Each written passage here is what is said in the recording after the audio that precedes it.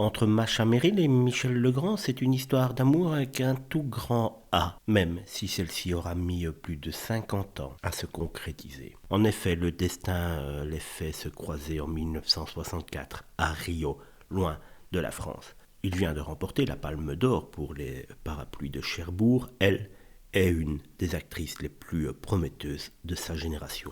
Entre eux, c'est un véritable coup de foudre. Ils s'embrassent, rient, pleurent, se promettent l'éternité, mais, car il y a un mais, aucun des deux n'est libre. Il était marié et père de très jeunes enfants. Quant à moi, j'avais un fiancé, et, à cette époque-là, on ne couchait pas aussi facilement que maintenant. Ça troublait, ça engageait Michel et moi. On n'a pas voulu provoquer un gâchis. Ils se disent donc au revoir à l'aéroport de Rio. Il lui donne un dernier bisou, le dernier sans doute de leur vie. Sauf que 50 ans après, Michel Legrand va prendre son destin en main. Il va la voir au théâtre à Paris en 2013. Après la représentation, il lui dit 7 fois « Je t'épouse ». Macha Merrill dira encore que son grand amour Michel avait été malade et qu'il n'était plus véritablement le même. N'empêche, sous le monsieur de 80 ans, j'ai vu le jeune homme. Pourtant, Macha Merrill s'était fait à l'idée de finir sa vie toute seule. Elle s'était construit une vie agréable, heureuse et épanouie. Elle lui dit oui.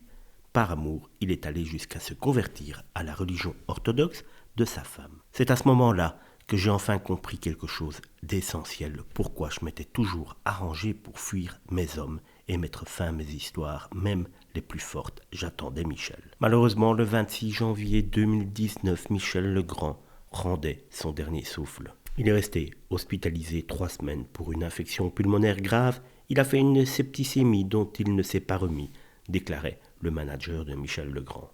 Son grand amour, Macha Merrill l'aura accompagné jusqu'au dernier souffle. J'ai parlé avec lui jusqu'au dernier moment. Il est parti dans une sorte d'apothéose.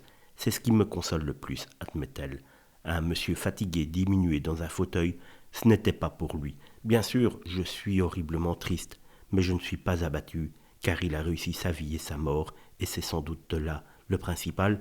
De très beaux mots et une très belle histoire, même si Macha Merrill et Michel Legrand ont peut-être raté l'essentiel, c'est-à-dire de passer plus de temps ensemble quand la vie était encore pour eux. Tout cela car ils n'ont pas voulu faire de mal à ceux qui les ont accompagnés durant leur vie en s'attendant.